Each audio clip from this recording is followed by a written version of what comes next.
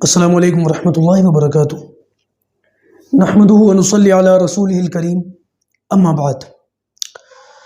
میں امید کرتا ہوں کہ آپ تمام ساتھی خیر و عافیت سے ہوں گے۔ الحمدللہ حج کے تعلق سے جو تربیتی نشستیں تھیں وہ مکمل ہو چکی ہیں، اور اس پر تقریباً ساری چیزیں آپ کے سامنے میں نے رکھ دی ہیں۔ البتہ کچھ موٹے موٹے مسائل ہیں جو عام طور سے حجاج کرام کو حج کے سفر کے درمیان میں پیش آتے ہیں۔ وہ موٹے موٹے مسائل تو خیر اور بھی ہیں اور لوگوں کو پیش آتے رہتے ہیں، لیکن یہ کچھ مسائل ایسے ہیں جو زیادہ لوگوں سے جن کا واسطہ پڑتا ہے، سابقہ پڑتا ہے، تو لہٰذا ان مسائل کو آج کی نشست میں آپ کے سامنے رکھ دیتا ہوں، اور امید کرتا ہوں کہ انشاءاللہ آپ لوگ جب بھی حج کریں، اللہ تعالیٰ ہم لوگوں کو جب بھی لے کر کے جائے، پروردگار سنت کے مطابق حج مبرور کرنے کی توفیق عطا فرمائے۔ تو سب سے پہلے طواف کے متعلق کچھ مسائل ہیں۔ دیکھیے، جب ہم طواف کریں نا، تو طواف کرتے وقت جب ہم چکر لگا رہے ہوں تو چکر لگاتے وقت اس بات کا خیال رکھنے کی ضرورت ہے کہ طواف کرتے وقت اور طواف کے چکر لگاتے وقت ہماری آنکھیں وہ بھی سامنے ہوں، ہمارا سینہ وہ بھی سامنے ہو۔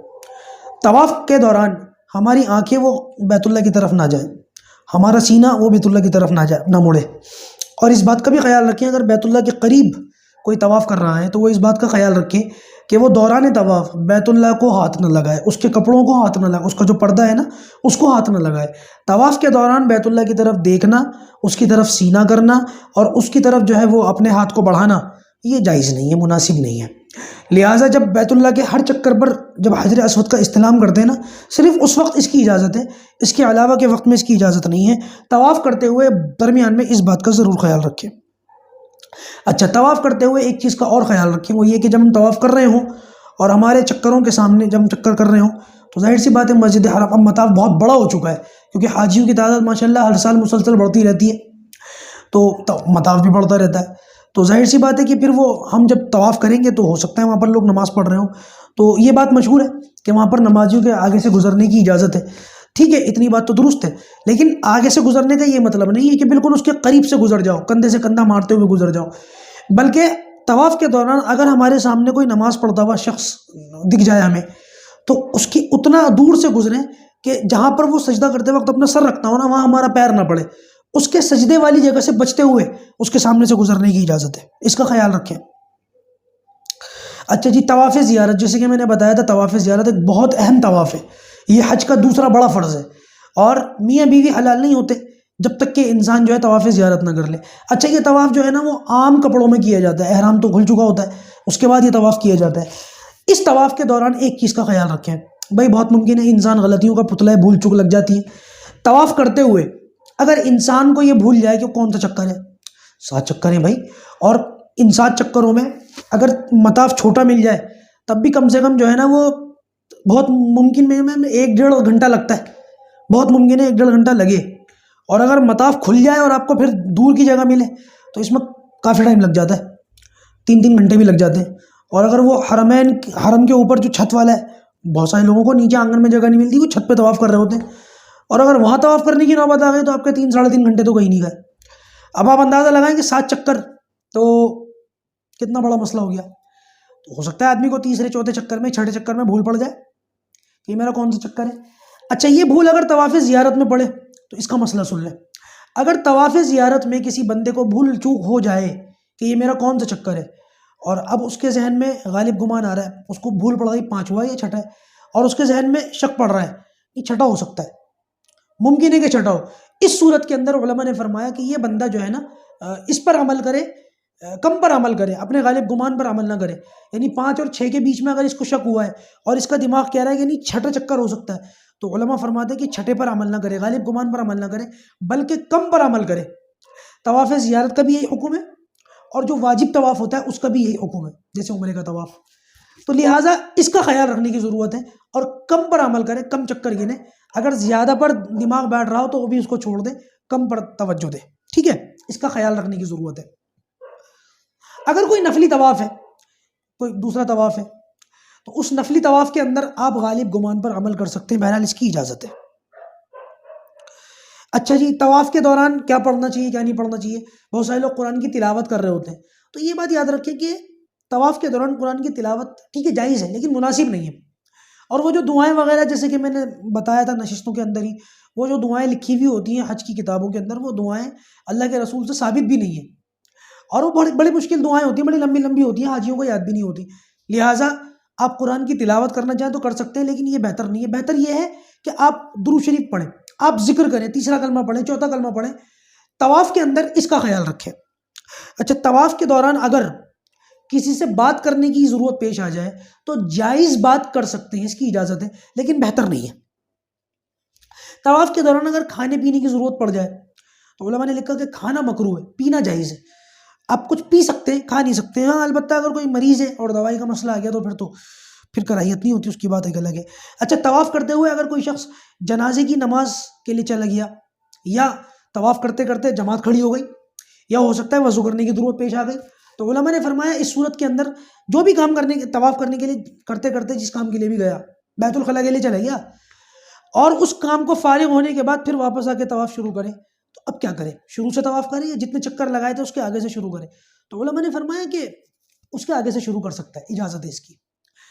اور دوسری بات یہ کہ بہتر یہ ہے کہ اگر 4 چکر سے کم طواف شروع کیا ہو تو بالکل شروع سے جو ہے وہ طواف کر لے، وہ زیادہ بہتر ہے.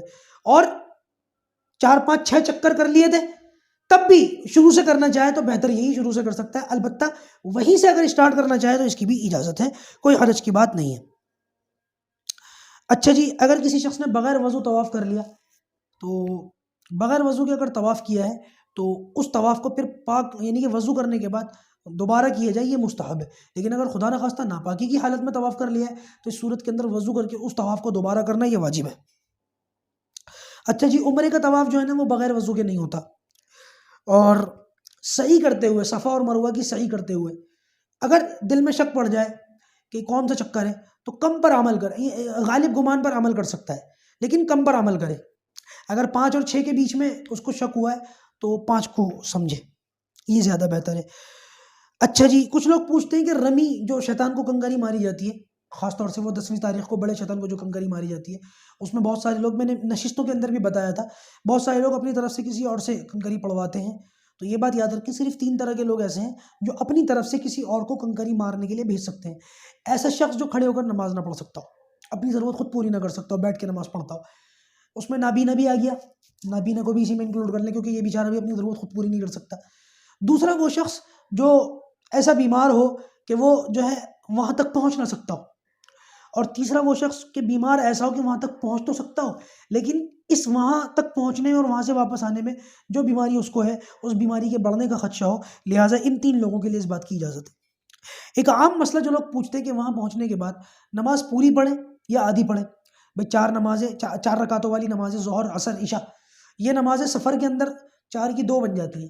یہ بات یاد رکھیں کہ سفر کے اندر یہ 4 کی 2 جب بنتی ہیں جب کوئی شخص جو ہے وہ کسی جگہ مسافر ہو، 48 میل سے زیادہ کا سفر ہو اور 15 دن سے کم کا قیام ہو، تب یہ شخص جو ہے مسافر کہلاتا ہے. اور مسافر کے اوپر 4 کی 2 بنتی ہے، اور یہ صرف فرض کے اندر ہے، سنتوں میں نہیں ہے، نوافل میں نہیں ہے.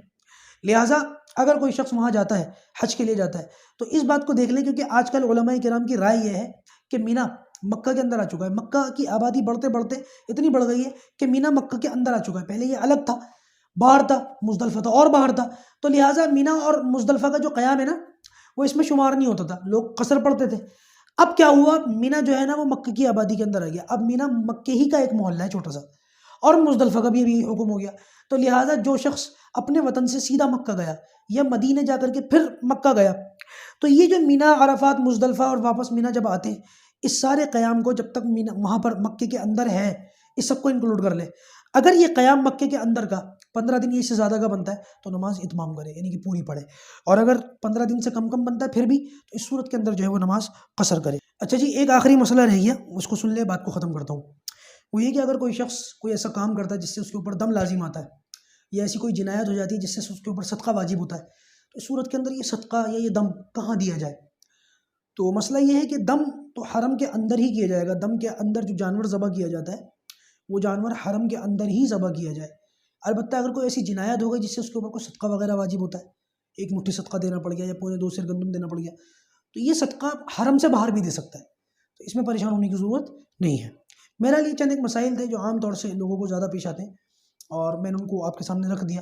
اس کے علاوہ اگر کبھی وہاں پر جانے کے بعد کسی سے جو ہے وہ کوئی مسئلہ وغیرہ پیش آتا ہے تو علماء کو تلاش کریں اور اپنے مسلک کے علماء کو تلاش کریں، پھر ایسی وہاں جا کے دشواری ہو جاتی ہے، کیونکہ بعض مرتبہ دوسرے مسلک کے علماء مل جاتے ہیں، وہ اپنے مسلک کے مطابق جواب دیتے ہیں اور ہمارے مسلک کے مطابق بعض مرتبہ وہ مسئلہ دوسرا ہوتا ہے، تو لہٰذا اس کا خیال رکھیں، یا اپنے مقامی علماء ہی کے ساتھ حج کریں۔ جب کوئی اپنی مسجد کے علماء جائیں تو انشاءاللہ ان کے ساتھ حج کرنے کے لیے جائیں، یا اگر اللہ تعالیٰ نے وسعت دی ہو، گنجائش دی ہو، تو اپنے مسجد کے علماء کو اپنے ساتھ لے کر کے جائیں، اپنے خرچے سے لے کر کے جائیں۔ یہ بھی علماء کی خدمت ہوتی ہے۔ آج کل جو ہے نا لوگوں کی اس طرف توجہ نہیں جا رہی، اس کا خیال رکھنے کی ضرورت ہے۔ باقی دیکھ لیں اپنی اپنی سہولت کے مطابق۔ اللہ پاک ہمارے لیے آسانی کا معاملہ فرمائے۔ السلام علیکم ورحمۃ اللہ وبرکاتہ۔